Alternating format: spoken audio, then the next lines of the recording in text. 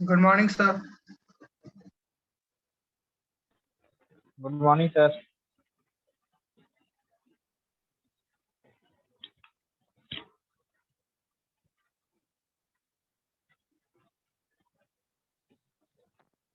Okay, तो liver तो हमने देख लिया था, बेल क्रैंक एंगल लीवर, इसका नाम इसका है टोटल राइट एंगल। आज हम न्यूमेरिकल देख लेंगे।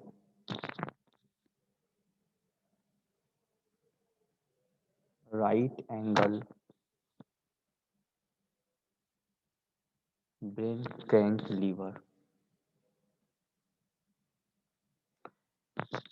इसका क्वेश्चंस क्या है, पहले क्वेश्चंस हम देंगे, उसके बाद क्वेश्चंस के अकॉर्डिंग तुम लोग को इसमें तुम जो जब भी क्वेश्चन आएगा इसमें तुम्हें पिक्चर या तस्वीर नहीं दिया रहेगा। तो डिजाइन ऑफ मशीन एलिमेंट में क्वेश्चंस के साथ जो फोटो होता है, फिगर्स, वो नहीं दिया हुआ होगा। तुम्हें फिगर अपने से खोजना पड़ेगा। कहाँ कहाँ से खोजेंगे? तो यूजिंग हैंडबुक। जब भी question right angle bell crank and lever से क्वेश्चन पूछेगा, सबसे पहले अपना हैंडबुक खोलोगे। हैंडबुक में देखोगे कि बेल क्रैंक लीवर दिखता कैसा है। ओके, क्योंकि यहाँ पे राइट एंगल दिया हुआ है, तो राइट एंगल जैसे हमारे पास जो झूला होता है सी सो, वो सी सो तुमको होता दिखता ऐसा है। ओके, तो इस एंगल इज 180 डिग्री। ओके, तो यहाँ पे एंगल 180 डिग्री होता है। मैकेनिकल एडवांटेज और जो भी हमारा क्लास 1, क्लास 2, क्लास 3 है, वो एक ही रहेगा, सिर्फ एंगल हमारा अलग अलग है, depends on the application. Okay, तो नाउ तो इसमें टॉपिक जैसे हमारे एक क्वेश्चन उठाए हुए हम हैं 3.16 भंडारी किताब से। ओके, तो तुम देख सकते हो पेज नंबर 143 का क्वेश्चन है, क्वेश्चन नंबर 3.16। बुक का नाम है भंडारी। ओके, तो ये भंडारी किताब से हम क्वेश्चंस को लिए हुए हैं।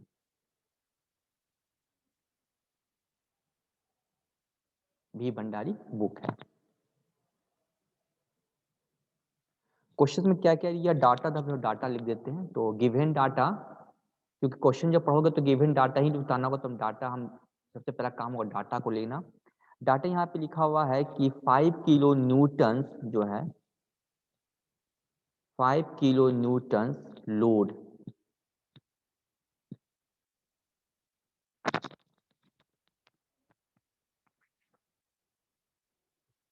is applied at short arm। Okay, तो एक 5000 न्यूटन का एक लोड है जो अप्लाइड किया गया है एट शॉर्ट आर्म पे, दिया हुआ है पहला पॉइंट। दूसरा जो पॉइंट डाटा दिया हुआ उसमें लिखा हुआ है कि length of short and long arm, वो तुमको दिया हुआ है 100 mm and 450 mm according to book. Okay, जो बुक में जो डाटा दिया हुआ उस डाटा को हमें कॉपी कर रहे हैं। 100 mm and 450 mm of the short and long arm. फिर दिया हुआ है थर्ड पॉइंट, क्योंकि क्वेश्चन जो है पूरी तरह एक कहानी, एक short message, sorry short passage की तरह होगा। तो शॉर्ट पैसेज से जो क्वेश्चन जो यहाँ से निकाल रहे हैं, वो सबको हम क्वेश्चन को निकाल दे रहे हैं, जो पॉइंट है जो उनको यूज होगा। तो क्वेश्चंस चाहे वो डाटा तुम्हारे काम का हो या नहीं हो, तुम जितना भी तुमको डाटा, वो सभी डाटा को एक जगह लिखना ही होगा। ठीक है, जिस तरह से हम लिख रहे हैं। उसके बाद लिखा हुआ क्या चाहिए कि लीवर एंड पिन, ये दोनों चीज बना हुआ 30C8। ओके, मैं 0.038% कार्बन है और 0.8 मैग्नीज है, और इसमें SYT जो यील्ड पॉइंट है वो दिया हुआ 400 न्यूटन पर mm²। ये भंडारी की किताब में ऐसा लिखा हुआ, लेकिन मुझे उम्मीद है कि JUT में मतलब तुम्हारे इस सेमेस्टर में ये डाटा नहीं दिया हुआ होगा। ओके, ये डाटा जो 3CT है, ये डाटा नहीं दिया हुआ होगा। दिया हुआ होगा, सिर्फ दिया होगा कि मैक्स, यहाँ पे क्वेश्चन में लिखा रहेगा कि मैक्सिमम यील्ड पॉइंट या yield strength. Equal to 400 newton पर mm स्क्वायर दिया हुआ होगा। ठीक है, अब आते हैं अपने किताब के फिर से क्वेश्चन पे। फिर दिया हुआ है एंड फैक्टर ऑफ सेफ्टी। देखो अब यहाँ पे अगला जो पॉइंट है वहां दिया हुआ फैक्टर ऑफ सेफ्टी, वो तुमको दिया हुआ है जिसको FOS कहते हैं। उसका डाटा यहाँ पे दिया हुआ है 5। लेकिन JUT में अगर फैक्टर ऑफ सेफ्टी नहीं लिखा रहेगा तो क्या लिखा रहेगा? JUT के एग्जाम में तुमको एक जगह पे लिखा रहेगा, मगर सीधे डायरेक्ट लिख देगा तुमको परमिसिबल स्ट्रेसेस। तो परमिसिबल स्ट्रेसेस हमारा कैलकुलेट होगा कि 400 डिवाइड बाई 5 मतलब 80। तो JUT में तुमको ये चीज नहीं लिखा रहेगा, डायरेक्ट 80 न्यूटन पर एम स्क्वायर लिखा हुआ होगा। ओके, कि ये इसका परमिसिबल स्ट्रेस है। फैक्टर ऑफ सेफ्टी अगर नहीं दिया हुआ होगा, लेकिन इस क्वेश्चन में फैक्टर ऑफ सेफ्टी दिया होगा, तो मेरा टारगेट तो है कि हमको यही निकालना है, परमिसिबल ही मुझे निकालना, it's my target.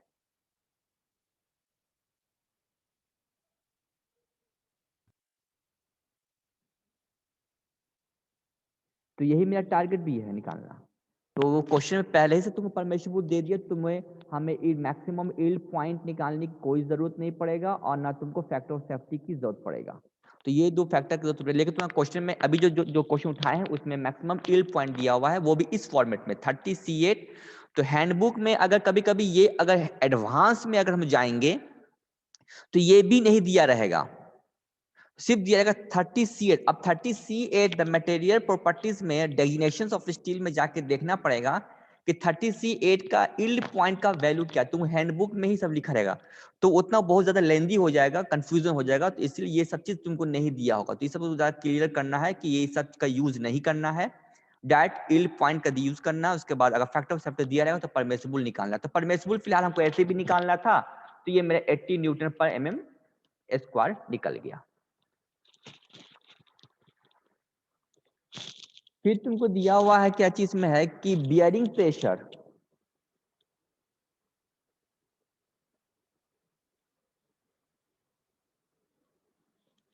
Bearing pressure on pin, वो दिया हुआ 10 न्यूटन पर mm स्क्वायर। अब ये बियरिंग प्रेशर पहले भी हम बता चुके थे, बियरिंग प्रेशर जहां दो रोटेटिंग एक दूसरे के साथ रोटेटिंग करता हो, जैसे फॉर एग्जांपल तुमको बुश, जैसे होता है ना वाशर हुआ, वाशर के साथ शाफ्ट है तो वहां पे बुश, यहाँ पे तो वहां पे लगता है बियरिंग प्रेशर, कितना बियरिंग प्रेशर लगता है। अच्छा, बियरिंग प्रेशर का इसको व्यू कैसे करते हैं वो भी दिखा देते हैं। तो बियरिंग प्रेशर जो हमारा फॉर्मूला होता है वो होता है bearing pressure simply pressure into force into projected area. यहाँ पे वर्ड लिखेंगे प्रोजेक्टेड एरिया।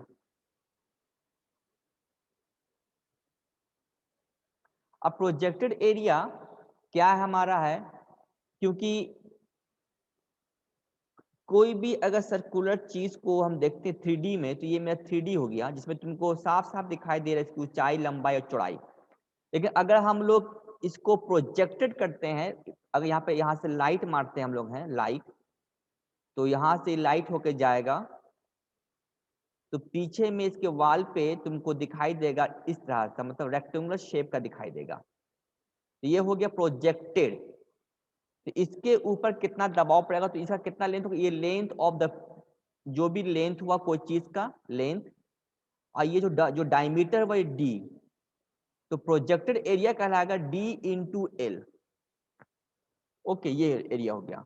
उसी तरह से अगर हम लोग इसको ऐसे लेते हैं और इधर से देखते हैं तो यहाँ पे दिखाता गोल, तो इस समय इसका होता π/4d², क्योंकि सर्कुलर पार्ट तुमको दिखाया प्रोजेक्टेड में।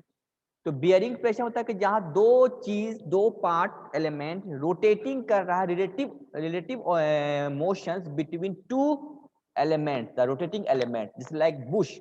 ओके, बुश हो गया, वाशर हो गया, तो उसके साथ वो रोटेटिंग के, तो वहां पे मेरा प्रेशर लगता है। तो बियरिंग प्रेशर ऑन पिन तो इंपॉर्टेंट बात है कि पिन के ऊपर है, pin it is a material, तो पिन के ऊपर जो बियरिंग प्रेशर हो रहा है, this pressure is exerted by the Bush means the washer. तो जो रबड़ का बना हुआ होता है उसके जरिए से उसके ऊपर फोर्स लग रहा मेरा है। ओके, तो वो प्रेशर 10 न्यूटन पर एम स्क्वायर होगा, जो कि मटेरियल के प्रॉपर्टीज के अनुसार वो उसका कैलकुलेशन किया जाता है कि जो पहले से तुमको यहाँ पे बियरिंग प्रेशर दे चुका है। अगला कुछ डाटा दिया हुआ है, कुछ डाटा और देख लेते हैं। यहाँ पे भी दिया हुआ है कि द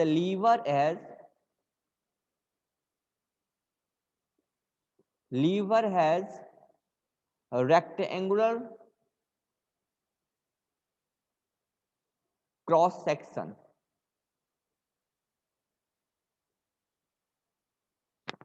ओके, ये तुमको क्रॉस सेक्शन दे चुका है, मतलब रेक्टेंगुलर शेप का क्रॉस सेक्शन होगा। अभी हम दिखाएंगे आगे तस्वीर में कि किसको कहा गया है रेक्टेंगुलर क्रॉस सेक्शन। एंड उसके बाद फिर दिया हुआ है अगला पॉइंट इसी में, रेशियो दिया हुआ है, ratio of width to thickness.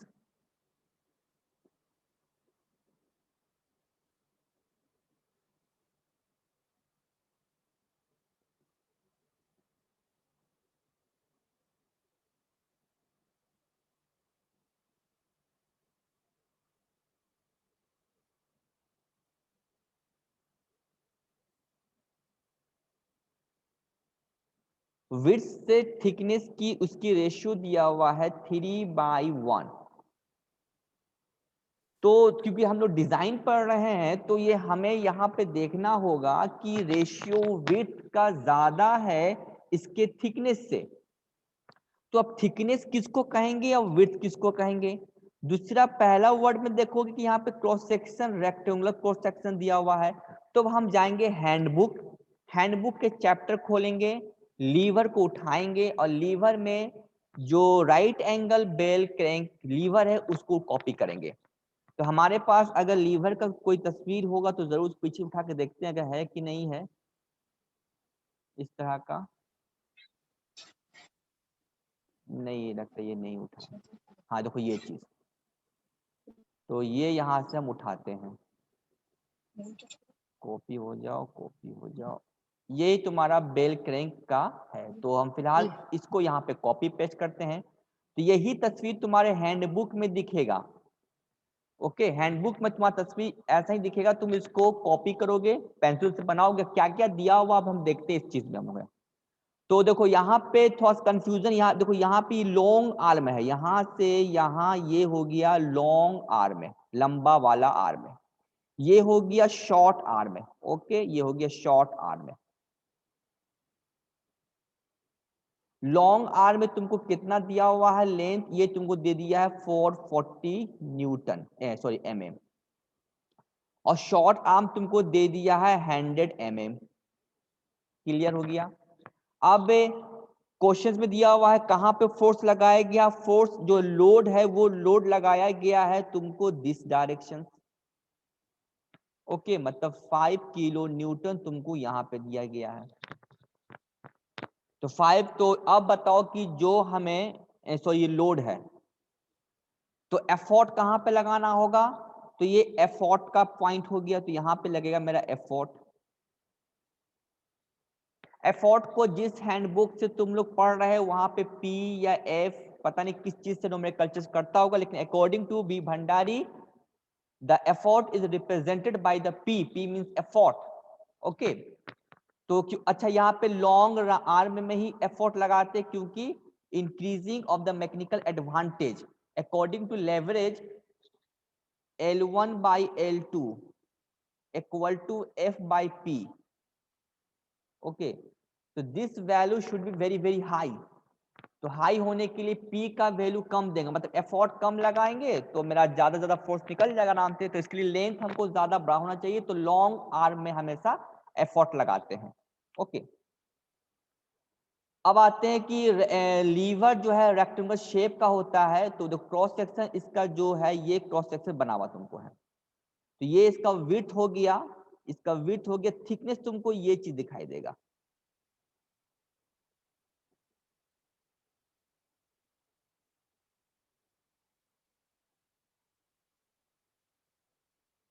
क्योंकि यहाँ पे ये भी मेरा होगा, तो ये हो गया थिकनेस और ये इसका हो गया विड्थ। तो अब जो डायमेंशन इसका होगा वही डायमेंशन इसका होगा, लेकिन ये जो मेरा पिन है, देखो ये पिन हुआ और इसी के अंदर मेरा बुश भी है, और ये हो गया आउटर साइड डायमीटर। जैसे ये हो गया पिन का डायमीटर, ये हो गया बुश जो इसके बुश लगा हुआ है, तो बुश को थोड़ा सा हम कलर यूज कर लेते हैं, ये बुश लगा हुआ है जो कि गन मेटल का बना रहता है, और फिर इसका आउटसाइड डायमीटर जो मेरा लगा हुआ ये आउटसाइड डायमीटर हो गया इसका।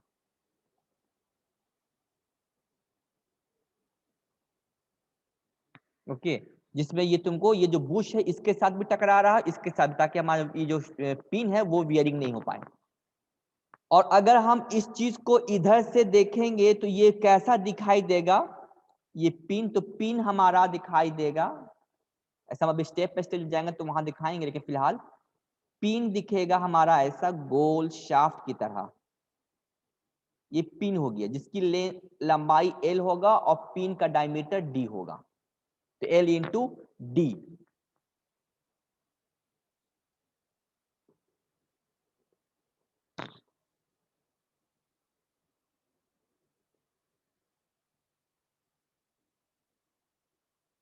अब क्या दिया हुआ, विड्थ टू थिकनेस, तो विड्थ टू थिकनेस का वैल्यू दिया हुआ 3/1।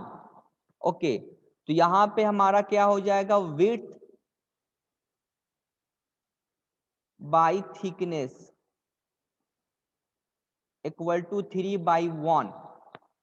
तो इस पूरे पिक्चर में हमारा जो विड्थ होगा, विड्थ और थिकनेस क्या हो जाएगा हमारा, तो देखो ये चीज जो है ये विड्थ इसकी इसका जो थिकनेस हो जाएगा मेरा। ओके, तो ये मेरा थिकनेस है और ये इसकी चौड़ाई हो गया, क्योंकि क्रॉस सेक्शन एरिया से हम लोग देखेंगे तो ये इसका हो जाएगा विड्थ। ओके, ये इसका हो जाएगा इसका थिकनेस, कि कितना इसका थिकनेस के हिसाब से ये जा रहा है, तो ये मेरा इसका थिकनेस। ओके, जबकि यहाँ पे ये ऐसा नहीं है कि यहाँ पे ये टेपर फॉर्म में नहीं है। ओके, यहाँ पे टेपर फॉर्म में ये चीज नहीं है मेरा है। ओके, क्योंकि यहाँ पे मेरा कुछ बना हुआ है, उसी हिसाब से यहाँ पे मेरा जा रहा है। तो ये पूरा का पूरा मेरा थिकनेस हो गया, विड्थ हो गया। तो अब हम सबसे पहला कैलकुलेशन ये देखना होगा कि पिन का स्ट्रेंथ कितना होगा। तो पिन के ऊपर रिएक्शंस लगेगा सबसे पहले, क्योंकि यहाँ पे दो ठो फोर्स है, तो इस पिन के ऊपर कितना फोर्स लगेगा, मतलब रिजल्टेंट, क्योंकि यहाँ पे दो फोर्स है, एक 5 किलोमीटर, एक पी है जो मुझे पता नहीं है। तो हम क्या क्या स्टेप उठाएंगे, हम उस स्टेप को देख लेते हैं। सबसे पहला स्टेप होगा कैलकुलेशन, पहला स्टेप होगा calculations in calculation of force in pin. तो पिन के ऊपर कितना फोर्स लगेगा, तो ये हो गया एफोर्ट, ये हो गया टोटल 5 किलो न्यूटन जो इधर लग रहा है, तो ये दो इधर लगा तो रिजल्टेंट, ये जो पिन इधर है तो ये हो गया रिजल्टेंट। तो ये लेंथ और ये चीज, तो ये दे दिया 450, ये दे दिया 100। तो सबसे पहले कैसे निकालेंगे, तो 5 newton taking the moment about this point, तो मोमेंट हम लेंगे इस पॉइंट पे, तो moment about pin. Okay, total summation equal to 0 according to ब्रैगन्स थ्योरम। तो 5 इंटू 100 इंटू P इंटू 450, तो P निकल जाएगा मेरा 111 न्यूटन। तो बहुत 5000 से बहुत कम हो गया, मतलब एफर्ट मेरा कम लग रहा है। तो now what is the reactions, तो रिएक्शन क्या कि यहाँ पे दो परपेंडिकुलर हो गया, तो जब दो फोर्स आपस में परपेंडिकुलर हो जाता है तो रिजल्टेंट आर कैसे निकलता है, तो P square by Q square plus 2pq cos theta, तो थीटा इक्वल टू 90 डिग्री, तो ये मेरा 0 हो जाएगा। तो फाइनली मेरा जो रिएक्शन निकलेगा वो निकल जाएगा 5000 का स्क्वायर इंटू 111.1 का स्क्वायर।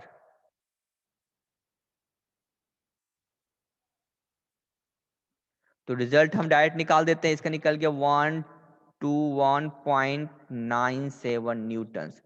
यहाँ पे देखने लायक है कि पिन में ज्यादा फोर्स लग रहा है, जो एफर्ट लग रहा है 5000 और सॉरी लोड, और जो एफर्ट लग रहा है 1100 के आसपास, इस दोनों का इम्पैक्ट पड़ रहा पिन पर। तो जब भी टूटेगा तो पिन ही टूटेगा, मतलब पिन का डिजाइन करना हमारे लिए सबसे जरूरी हो जाएगा कि पिन किस केस में कितना लोड देने पे ये टूट जाएगा, तो पिन का स्ट्रेंथ कितना होना चाहिए मेरा।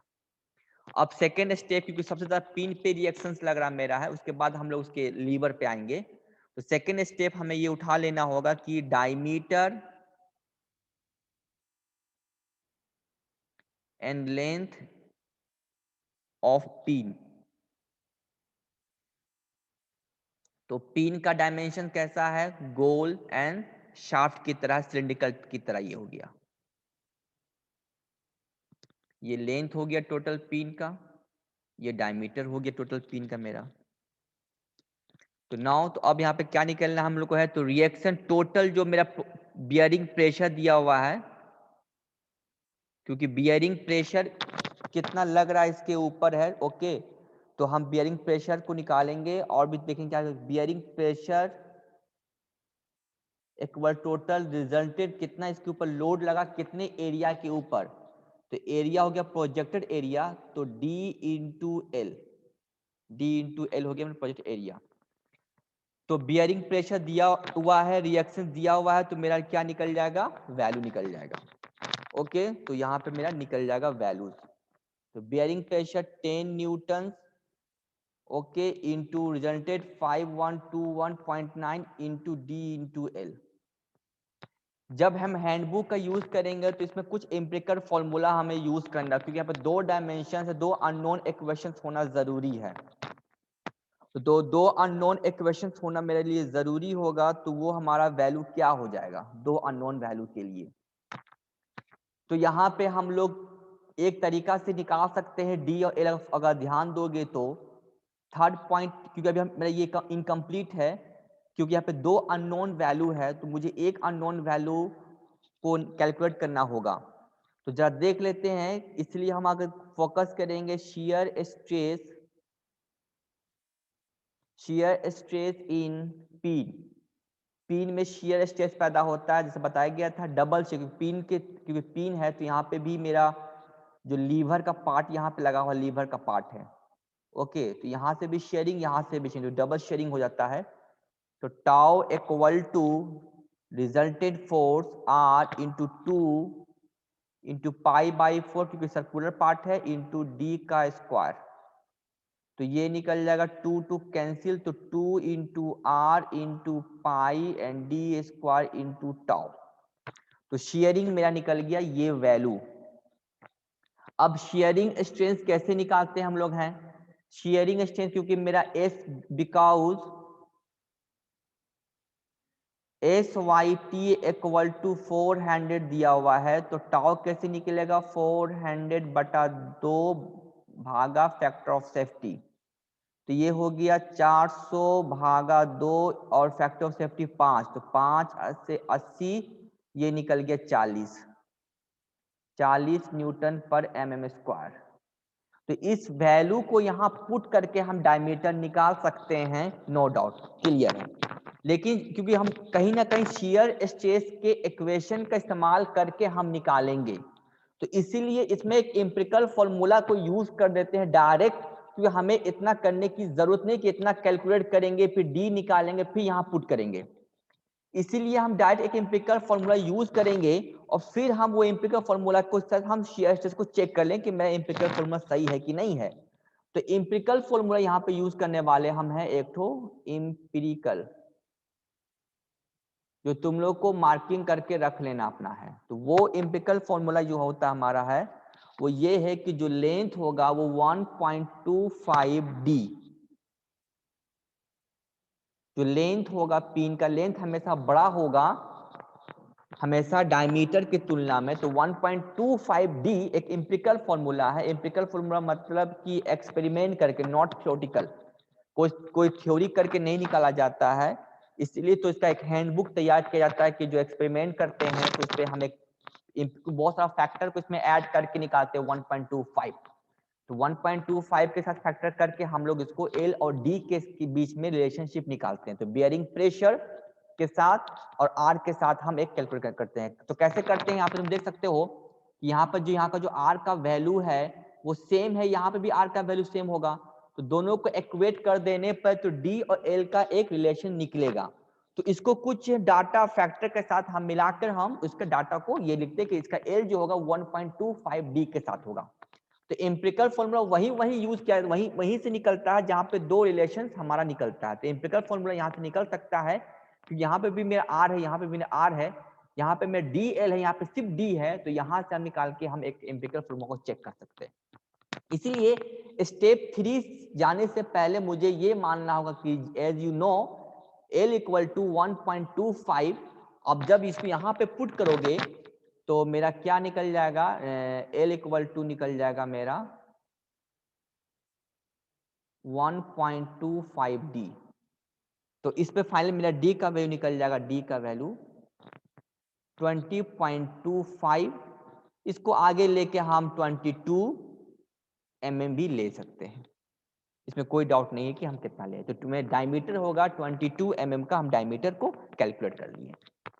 नाउ अब हमारा लेंथ कितना होगा, तो इसका जो लेंथ निकलेगा, इसका लेंथ निकल जाएगा यहां से, तो 1.25 इंटू डी मतलब 22। तो जब इसको एल ले निकालेंगे तो इसका लगभग कितना आएगा, 25 के आसपास होगा। कैलकुलेशन करके देखोगे तो 25 के आसपास इसका रिजल्ट आ जाएगा। इससे ज्यादा एक्सीड करेगा तो इसको 30 mm ले लोगे, तो लेंथ हो जाएगा मेरा 30 mm, यहाँ पे 22 mm, नो डाउट।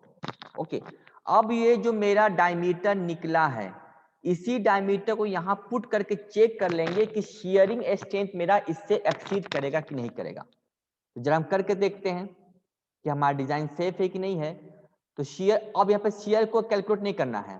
तो शियर इक्वल टू आर मतलब आर कितना 5.121, फिर ऊपर 2 चला गया, पाई 3.14 और डायमीटर हमने ले लिया था 22 का होल स्क्वायर। इसको सॉल्व करने पर, क्योंकि मेरे पास कैलकुलेटर नहीं है, तुम लोग पास होगा तो करके देखोगे, इसका आंसर लगभग तुमको 6 समथिंग कुछ आएगा, जो कि कंपनी के शेयर स्ट्रेंथ के अकॉर्डिंग 40 आ रहा था।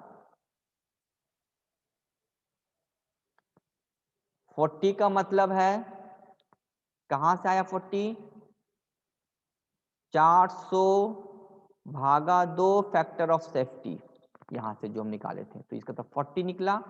तो मतलब ये डाटा मेरा 6 बाई न्यूटन पर एम स्क्वायर से ज्यादा है। मतलब मैं जो डायमीटर जो है वो सेफ है, जो लेंथ है वो भी सेफ हो जाएगा। ओके, ये मेरा हो गया तुमको डायमीटर एंड लेंथ। अब आते हैं अगला स्टेप में उठाने के लिए, थर्ड स्टेप जो है, थर्ड या फोर्थ जो भी होगा, डायमेंशन ऑफ बुश।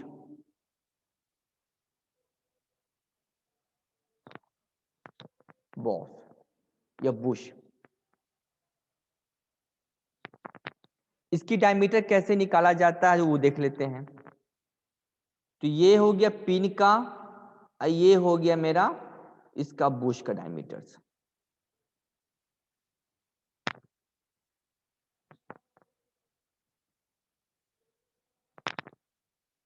बुश का डायमीटर जो होता है हमेशा हम लोग 2 mm का, क्योंकि जो गन मेटल का होता है एक फिक्स डाटा है कि बुश का कितना होना चाहिए, डिपेंड करता है कितने डायमीटर का यूज किया जा रहा है। ओके, तो ये एक फिक्स है कि कोई भी बुश तुम जो यूज करने जा रहे हो वो डिपेंड करता है किस डायमीटर के ऊपर हम लगाया जा रहा है। जो डायमीटर का वेरिएशन मतलब बुश के डायमीटर का वेरिएशन दिखाएगा।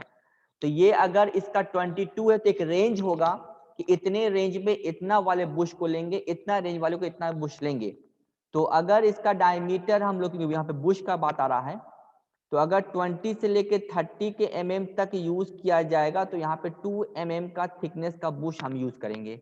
तो आउटर साइड डायमीटर कितना निकल जाएगा इसका, तो आउटर डायमीटर क्या हो जाएगा बुश का, वो हो जाएगा, क्योंकि यहाँ पे भी 2 है, यहाँ पे 2, 4 हो जाएगा मेरा।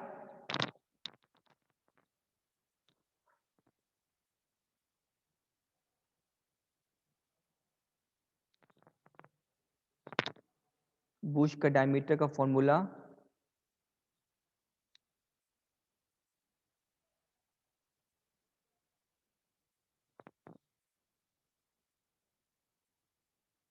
बाईस पॉइंट टू इंटू टू, क्योंकि यहाँ पे भी 2 है और यहाँ पे मेरा 2 है। ओके है, तो बुश का डायमीटर क्या हो जाएगा, not inside it's out,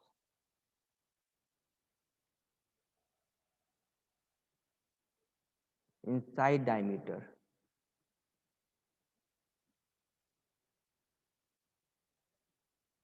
inside diameter of the Bush. तो इनसाइड डायमीटर ऑफ बुश तुम्हारा हो जाएगा, क्योंकि कितने बुश हम लोग लेके जाएंगे, तो ये हो गया 22 प्लस 2, तो यहाँ पे भी 2, यहाँ पे भी 2, ये हो जाएगा कितना 22 प्लस 4 इंटू 26। तो ये 26 mm का हमें इनसाइड डायमीटर हमें बुश लेने देना होगा। ओके, और आउटसाइड डायमीटर कितना हो जाएगा, मतलब कि जो आउटसाइड जो बुश है तुमको है, वो तुमको जाएगा कहाँ तक हम यूज करेंगे। अब आउटसाइड बुश क्या है जरा उसको दिखा देते हैं, हमें यहाँ पे है ये जो तस्वीर तुम्हारे सामने,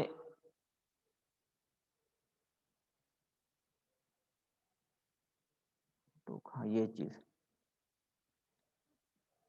देखो, ये जो हो गया पिन का डायमीटर हो गया है, इसी पिन के डायमीटर में बुश को भी यूज करते हैं हम लोग हैं। तो बुश का ये जो ये जो बुश हुआ, ये बुश हुआ, तो ये बुश का इनसाइड डायमीटर यहाँ तक लेंगे हम लोग हैं, और इसका आउटसाइड डायमीटर यहाँ तक जाएगा। तो बुश का असल में आउटसाइड डायमीटर मेरा ये कहलाएगा कि बुश कहाँ तक फैला हुआ है। तो आउटसाइड डायमीटर बुश का ये चला जाएगा मेरा, ओके, और इसका इनसाइड डायमीटर हो जाएगा मेरा ये चीज। तो इनसाइड डायमीटर, क्योंकि ये शाफ्ट है, पिन, पिन के ऊपर बुश को डाले हैं, तो बुश का ये आउटसाइड डायमीटर हम लोग कहेंगे, लेकिन बुश यहाँ तक इसका जो जो बाहरी सरफेस है ये यहाँ तक है।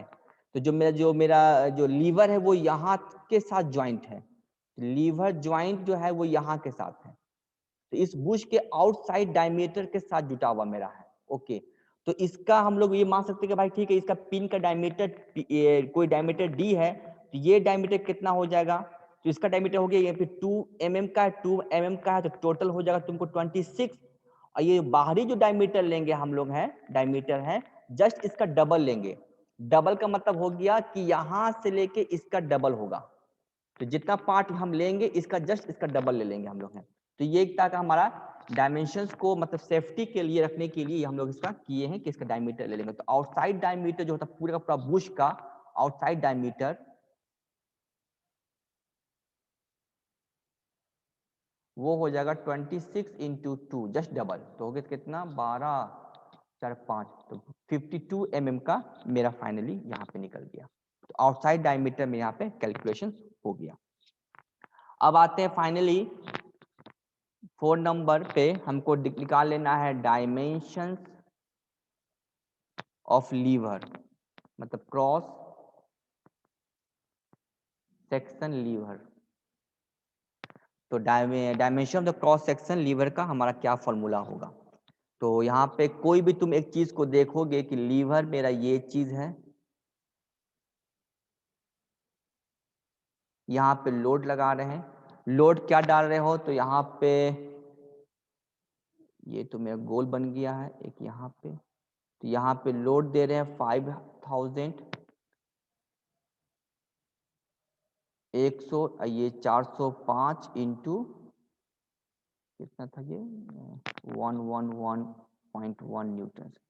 तो मोमेंट, क्योंकि just like it become the cantilever beam, ये कैंटिलीवर बीम की तरफ बनना है, तो बेंडिंग मोमेंट अब यहाँ पे, क्योंकि यहाँ पे मोमेंट लगा रहा, तो जब भी मोमेंट लगाता तो कौन सा क्वेश्चन यूज करते हैं, बेंडिंग स्ट्रेस का फॉर्मूला यूज करते हैं, बेंडिंग स्ट्रेस M/YI, ये बेंडिंग स्ट्रेस का फॉर्मूला हो गया My/I। अब मोमेंट कितना हो गया, तो मोमेंट तुम किसी को जहां से तो मोमेंट तुम्हारा रिजल्ट एक ही होगा, तो मोमेंट निकल जाएगा 5000 into 100 newton mm। Bending moment कम इधर से मेरा निकल गया। अब आ जाते हैं कि हम लोग y क्या होता है, तो y देखो अब यहाँ पे तो ऑब्जर्व करने वाला चीज है, तुम अगर हम इस चीज को देखेंगे तो चाहे इसको लो चाहे इसको लो, दोनों सेम है, दोनों क्रॉस सेक्शन मैं रेक्टेंगुलर ही शेप का होगा। तो अगर हम लोग इस चीज को यहां से ऐसे देखें,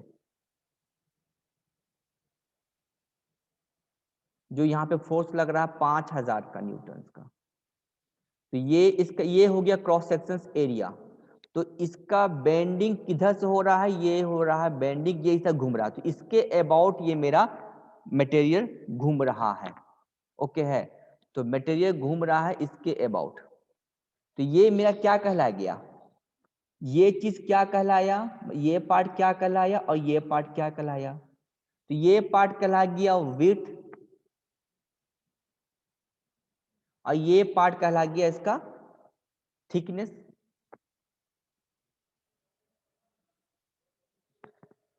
तो मोमेंट ऑफ इनर्शिया क्या होगा मेरा,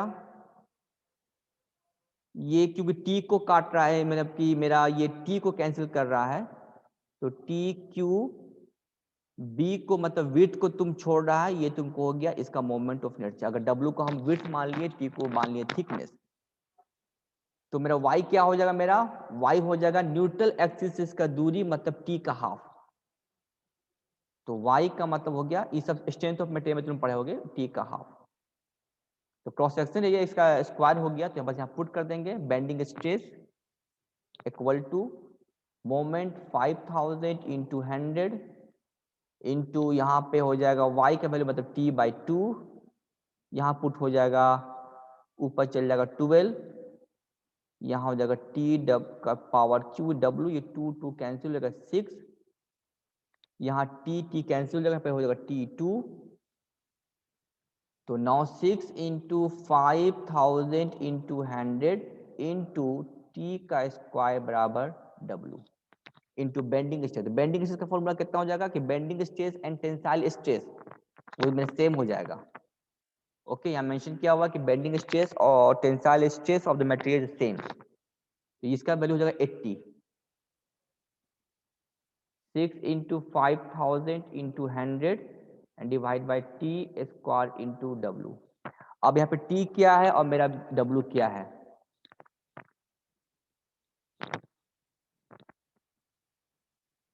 तो W by T equal to दिया हुआ है 3 मेरा। ओके है, तो मेरे यहाँ पे अब तुम पुट कर सकते हो कि डब्ल्यू इक्वल टू 3t कर सकते हो, ठीक है ना। अब यहाँ पे तुम यहाँ पे इसको पुट कर दो, जब यहाँ पे पुट कर दोगे तो तुम्हारा रिजल्ट आ जाएगा। इसमें कैलकुलेशन करके तुम्हारा डब्ल्यू बी डी तुम्हारा सब का सब वैल्यू निकल जाएगा। ओके, तो यहाँ पे हम आफ्टर कैलकुलेशन करने पे जो मेरा रिजल्ट आ रहा है थिकनेस का, वो आ रहा है 16 समथिंग कुछ mm, अब डब्ल्यू निकल रहा है वो तुमको निकल रहा है 48 mm। ओके, ये तुम्हारा कैलकुलेशन करने पर आ जाएगा। अब यहाँ तक होने के बाद अब फाइनल एक तस्वीर तुम लोग को यहाँ पे बनाना है। ओके, कि वो तस्वीर कैसा बनता मेरा यहाँ पे है।